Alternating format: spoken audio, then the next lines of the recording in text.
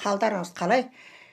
Жексенбі сәтті күн болсын. Енді өзім бүгін бір күн бұлтты, адамның бір еңсесін төмен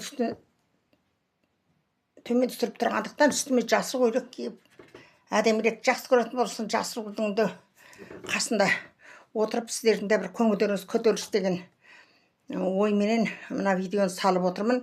Бүгінгі күндеріңізде, демалыс күндеріңізде үйде отырғандар, жұмыста демалып жатқандар, барлығы да өздерінің қадірлеріне жаратып, жақсы демалыс болсын. Балаларымыз да ата-аналарымен бір анда-мында қыдырып қуанып қалсын деген ойды айтқым келеді. Енді өмір болғаннан кейін қарап отырсаңыз, проблема дейміз, жағдай өте көп. Халық оны айтып та жатыр, жазып та жатыр. Кредиті бар, жұмыссыздығы бар. Әркімнің біреудің машинасы дұрыс болмай қалса, біреудің үйінде бір адамдар ауырып дұрыс болмай қалып жатыр. Дегенмен дағы Қазақстанда біз халқым жаман тұрмаймыз. Мен өйткені жерді аралаған адаммын ғой. Көріп қайтам. Мен енді шетелге бардым деп өтірік айтпаймын. Онан басқа Қазақстанның бар жерін араладым. Барлық елдерден біз өте жақсы тұрамыз.